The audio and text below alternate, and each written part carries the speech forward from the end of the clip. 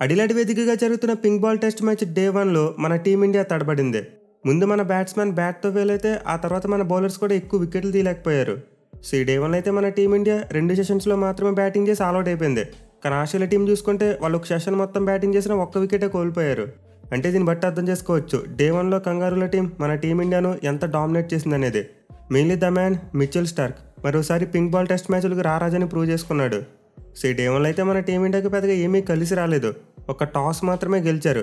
కానీ తర్వాత చూసుకుంటే మాత్రం కంప్లీట్లీ ఫ్లాట్. అఫ్కోర్స్ మధ్యలో గిల్ మరియు రాహుల్ మధ్య ఒక మంచి పార్ట్నర్షిప్ వచ్చింది. బట్ స్టిల్ మరోసారి అయితే మన టీమిండియా బ్యాటింగ్ కొలాప్స్ అయింది. సో ఈ పింక్ బాల్ టెస్ట్ మ్యాచ్లో అయితే మన టీమిండియా ముందు బ్యాటింగ్ తీసుకున్నారు. అండ్ ఇదైతే కొంతవరకు మంచి డిసిషనే. ఎందుకంటే టాస్ వేసిన టైంలో ఎక్కువగా ఓవర్కాస్ట్ కండిషన్స్ లేవు. అలాగే పిచ్ మీద చూసుకున్న గ్రాస్ మరి అంత ఎక్కువగా లేదు. దీంతో వికెట్ కాస్త బ్యాటింగ్ ఫ్రెండ్లీగానే ఉంటుందని చెప్పి మన టీమిండియా టాస్ గెలిచి ముందుగా బ్యాటింగ్ తీసుకున్నారు. ఇక టీంలో చేంజెస్ చూసుకుంటే 2 ఎక్స్పెక్ట్ చేసినట్టే జరిగాయి. పడిక్కల్ ప్లేస్లో గిల్ వచ్చాడు అండ్ జూరల్ ప్లేస్లో రోహిత్ శర్మ వచ్చాడు. బట్ మనం పెద్దగా ఎక్స్పెక్ట్ చేయని చేంజ్ సుందర్ ప్లేస్లో అశ్విని తీసుకొచ్చారు. సో నాకైతే ఇది ఒక బ్రిలియంట్ టాక్టికల్ మూవ్ అనిపిస్తుంది. మనం ముందే చెప్పుకున్నాం ఈ మ్యాచ్ కోసం పిచ్ మీద ఎక్కువగా గ్రాస్ లేదు. దీంతో మ్యాచ్ ప్రోగ్రెస్ అయ్యే కొద్దీ స్పిన్ బౌలర్స్కి కాస్త హెల్ప్ లభిస్తుంది. అందులోకి మన టీమిండియా ముందు బ్యాటింగ్ చేశారు, విచ్ మీన్స్ ఆస్ట్రేలియా వాళ్ళు 4th ఇన్నింగ్స్ ఆడతారు. సో ఇటు తిరిగి మనకి బ్యాటింగ్లో డౌన్ ది ఆర్డర్ ఎన్కేఆర్ మంచి కాన్ఫిడెన్స్ ఇస్తున్నాడు. దీనివల్ల మన వాళ్ళు అశ్విన్ లాంటి ఒక బౌలింగ్ ఆల్రౌండర్ని టీంలోకి తీసుకొచ్చారు. పైగా ఆస్ట్రేలియా టీంలో ఎక్కువ మంది లెఫ్ట్ హ్యాండ్ బ్యాట్స్మెన్ ఉండడం కూడా ఈ మూవ్కి బాగా కలిసి వస్తుంది. సో టెక్నికల్గా చూసుకుంటే మన వాళ్ళు టాస్ అప్పుడు మంచి నిర్ణయం తీసుకున్నారు. అలాగే టీంలో కూడా మంచి చేంజెస్ చేశారు. కానీ సాడ్ థింగ్ ఏంటంటే మన టీమిండియా ఫస్ట్ బాల్కి వికెట్ కోల్పోయింది. మిచెల్ స్టార్క్ ఒక అమేజింగ్ ఇన్ స్వింగింగ్ వర్కర్తో జైస్వాల్ని గోల్డెన్ డక్అవుట్ చేశాడు. సో మనమైతే ప్రీవియస్గా స్టార్క్ ఎలాంటి చేయడం చూసాం. ఒకసారి రోరీ బౌన్స్ని కూడా అలాగే ఫస్ట్ బాల్కి అవుట్ చేశాడు. అండ్ అది కూడా సేమ్ అలాంటి కైండ్ ఆఫ్ డెలివరీతోనే. కానీ అక్కడ క్లీన్ బౌల్డ్ అయ్యాడు బ్యాట్స్మెన్, ఇక్కడ ఎల్బీడబ్ల్యూ అవుట్ అయ్యాడు. సో జైస్వాల్ చేసిన మిస్టేక్ ఏంటంటే too much across the stumps వచ్చేసాడు. మిచెల్ స్టార్క్ ఫస్ట్ బాల్కి ఫుల్ లెంత్ బాల్ వేస్తాడని చెప్పి అస్సలు ఎక్స్పెక్ట్ చేయలేదు తను. సో ఫస్ట్ బాల్తోనే మిచెల్ స్టార్క్ ఈ పింక్ బాల్ టెస్ట్ మ్యాచ్లో నా రూల్ ఉంటుందని చెప్పి ఇండికేషన్ ఇచ్చేశాడు. బట్ మన వాళ్ళు ఫస్ట్ బాల్కి వికెట్ కోల్పోయినప్పటికీ తర్వాత కంబ్యాక్ చేశారు. రాహుల్ మరియు శుభ్మన్ గిల్ వీళ్ళిద్దరి మధ్య ఒక మంచి పార్ట్నర్షిప్ వచ్చింది. ఇన్ఫాక్ట్ సెకండ్ వికెట్కి 69 పరుగులు యాడ్ చేశారు. మెయిన్లీ గిల్ అయితే వచ్చారు కానీ చాలా కంఫర్టబుల్గా కనిపించాడు. ఇన్ఫాక్ట్ ఫస్ట్ ఓవర్లోనే స్టార్క్ని 2 బౌండరీస్ కొట్టాడు. కానీ అదరంలో చూసుకుంటే మాత్రం రాహుల్ టైం తీసుకున్నాడు, నిదానంగా బ్యాటింగ్ చేశాడు. సో వీళ్ళిద్దరు పార్ట్నర్షిప్ అయితే మెల్లగా స్టార్ట్ అయ్యి ఆ తర్వాత స్టడీగా వెళ్ళింది. ఈవెన్ స్కాట్ బోలన్ వేసిన ఫస్ట్ ఓవర్లో రాహుల్కి అయితే 2 లైఫ్స్ వచ్చాయి. సో రాహుల్ 0 మీద ఉన్నప్పుడు అవుట్ అయిపోయాడు. బట్ స్కాట్ బోలన్ వేసిన బాల్ నో బాల్ అయింది. కానీ ఇంకో ట్విస్ట్ ఏంటంటే రీప్లేలో స్నికోమీటర్ ఎలాంటి స్పైక్ చూపించలేదు. కానీ రాహుల్ మాత్రం తను అవుట్ అని చెప్పి వాక్ చేయడం మొదలు పెట్టేశాడు. సో స్కాట్ బోలన్ బౌలింగ్కి రాగానే ఫస్ట్ బాల్కి చాలా డ్రామా చూసాం. ఈవెన్ తర్వాత ఈ ఓవర్లో చూసుకున్న మరో డ్రాప్ క్యాచ్. సో కేవలాల్కి ఈరోజు చాలా లక్ కలిసి వచ్చింది. నార్మల్గా చూసుకుంటే పెద్దగా లక్ కలిసి రాదు అతనికి. In fact first test match first ఇన్నింగ్స్లో కూడా చూసాం అన్లక్కీగా అంపైర్ మిస్టేక్ వల్ల అవుట్ అయిపోయాడు.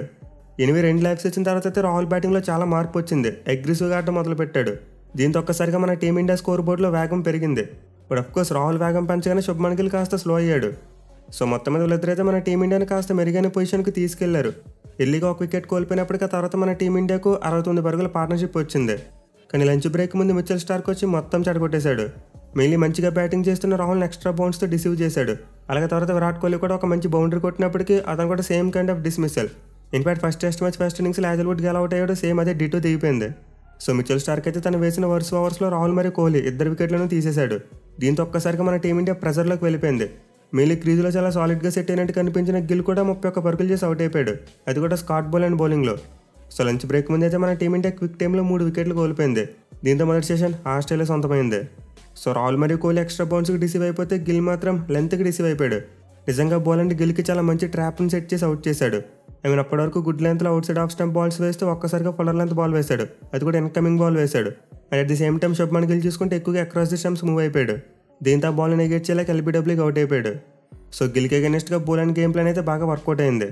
ఇక లంచ్ బ్రేక్ తర్వాత చూసుకున్న పెద్దగా సినిమా ఏమీ మారలేదు. మన టీమిండియా రెగ్యులర్ ఇంటర్వెల్స్లో వికెట్లు కోల్పోతూనే ఉంది. ఇన్ఫాక్ట్ కొలాప్స్ కంటిన్యూ అయిందని చెప్పుకోవచ్చు. ఒక ఎండ్లో నితీష్ కుమార్ రెడ్డి మాత్రమే చక్కగా బ్యాటింగ్ చేశాడు. ఈవెన్ అశ్విన్ కూడా 22 రన్స్ చేశాడు. సో వీళ్ళిద్దరి మధ్య అయితే ఒక చిన్న పార్ట్నర్షిప్ వచ్చింది. బట్ రిషబ్ పంత్ మరియు రోహిత్ శర్మ వీళ్ళిద్దరూ పెద్ద ఇన్నింగ్స్లో ఆడలేకపోయారు. మెయిన్ హిట్ మ్యాన్ మరోసారి చాలా దారుణంగా డిసప్పాయింట్ చేశాడు. సో యాక్చువల్గా రోహిత్ శర్మ తన శైలికి చాలా భిన్నంగా ఆడాడు. లంచ్ బ్రేక్ ముందు కొలాప్స్ జరిగిందని చెప్పి ఎక్కువగా రిస్క్ తీసుకోకుండా బ్యాటింగ్ చేశాడు. ఇన్ఫాక్ట్ 23 బంతులు ఆడుతూ 3 పరుగులు మాత్రమే చేశాడు. కానీ స్కాట్ బోలన్ వేసిన ఒక ఇన్కమింగ్ బాల్ను నెగోషియేట్ చేయలేకపోయాడు. ఎల్బీడబ్ల్యూకి అవుట్ అయ్యాడు. ఇక పంచ్ చూసుకునే ఒక పరుగులు చేసినప్పుడు అతను కూడా ఎక్స్ట్రా బౌన్స్కి డిసీవ్ అయిపోయాడు.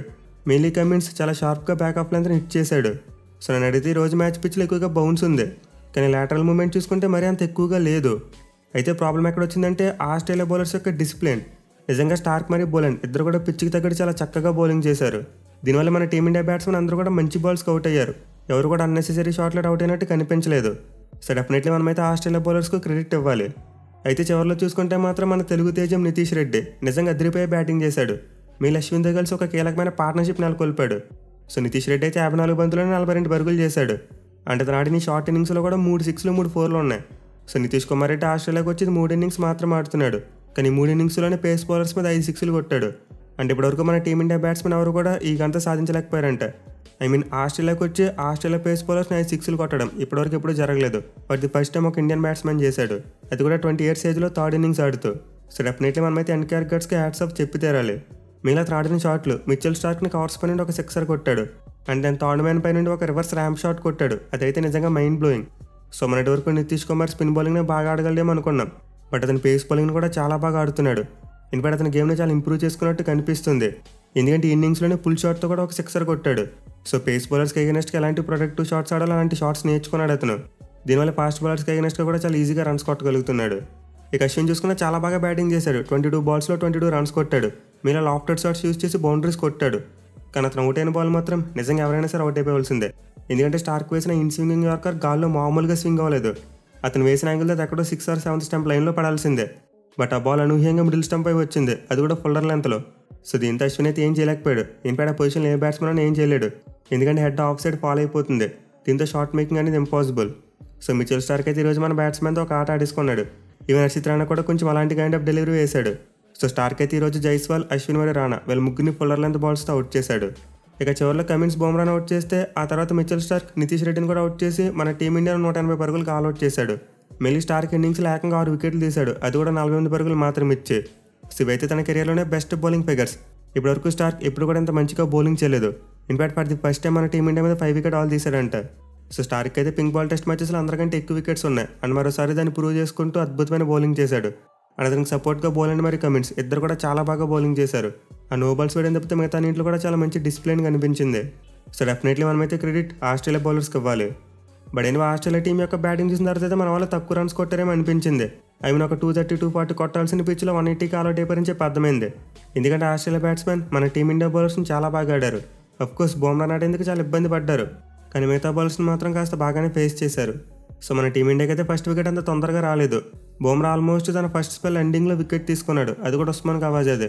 ఇన్ఫాక్ట్ అంతకు ముందే వికెట్ పడి ఉండాలి. నాథన్ మెక్స్వెన్ ఇచ్చిన క్యాచ్ని రిషబ్ పంత్ డ్రాప్ చేశాడు. అదర్వైజ్ మన టీమిండియాకి కాస్త ఎర్లీగానే వికెట్ వచ్చి ఉండేది. ఇక ఫస్ట్ వికెట్ పడిన తర్వాత అయితే కొన్ని హీటెడ్ మూమెంట్స్ చూసాం. మన టీమిండియా ప్లేయర్స్ నాథన్ మెక్స్వెన్ మీద చాలా ప్రెజర్ పెట్టారు. ఇన్ఫాక్ట్ ఇండైరెక్ట్గా స్లెడ్జింగ్ చేశారని చెప్పుకోవాలి. సో మన బౌలర్స్లో సిరాజ్ మరియు రాణా ఇద్దరు కూడా బ్యాట్స్మెన్ బీట్ చేశారు కొన్ని సందర్భాల్లో. కానీ వాళ్ళ బిహేవియర్ నాకు నచ్చలేదు. అనవసరంగా ఆస్ట్రేలియా బ్యాట్స్మెన్ ఏదో అంటూ ఉండేవారు. సో వీళ్ళిద్దరు వాళ్ళ బిహేవియర్లో అగ్రెషన్ చూపించే కంటే బౌలింగ్లో ఇంకా కాస్త మెరుగ్గా వేసి ఉంటే బాగుండేది. బుమ్రాలో అయితే తన కాన్సన్ట్రేషన్ మొత్తం బౌలింగ్ మీద పెట్టాడో అలా పెట్టి ఉండాల్సిందే. అలా కాకుండా బ్యాట్స్మెన్ రచ్ కూడా అతను వికెట్ తీయాలంటే ఒకసారి రివర్స్ అయిపోద్ది. ఇన్ఫాక్ట్ నాథన్ మెక్స్వెన్ విషయంలో అదే జరిగింది. చాలా ఈజీగా అవుట్ అవ్వాల్సిన అతను 97 బంతులు 38 పరుగులు చేశాడు. అండ్ లబుసేన్ చూసుకున్నా చాలా మంచిగా బ్యాటింగ్ చేశాడు. 67 బాల్స్లో 20 రన్స్ కొట్టాడు. సో ఇద్దరైతే తమ కాన్సన్ట్రేషన్ ఎక్కడ కూడా చెదిరిపోవలేదు. మన టీమిండియా ప్లేయర్స్ ప్రెజర్ పెట్టినప్పటికీ దాన్ని అధిగమించారు. దీనివల్ల 2 వికెట్ అజయంగా 62 పరుగుల పార్ట్నర్షిప్ వచ్చింది. సో ప్రస్తుతానికి ఆస్ట్రేలియా టీం చాలా స్ట్రాంగ్ పొజిషన్లో ఉంది. 86 పరుగులు చేసి 1 వికెట్ మాత్రమే కోల్పోయారు. అండ్ వాళ్ళు ఇంకా కేవలం మన టీమిండియా స్కోర్కి 94 రన్స్ డిఫరెన్స్లో మాత్రమే ఉన్నారు. But anyway pink ball test match చాలా ఉంటుందో మనం ఆల్రెడీ చెప్పుకున్నాం. చాలా అన్ప్రెడిక్టబుల్. ఒక్క సెషన్లో మొత్తం మ్యాచే మారిపోతుంది. సో మేబీ రేపు మార్నింగ్ ఫస్ట్ సెషన్లో మన టీమిండియా బౌలర్స్ కంబ్యాక్ చేయొచ్చు. మీరు ఆస్ట్రేలియా టీం కనుక ఒక 220 రన్స్ లోపల ఆల్అౌట్ చేయగలిగితే ఖచ్చితంగా మన టీమిండియా మళ్ళీ పుంజుకునే అవకాశాలు ఉంటాయి. చూడాలి మరి డే 2లో మన బౌలర్స్ ఏమైనా కంబ్యాక్ ఇస్తారా లేదా అనేది.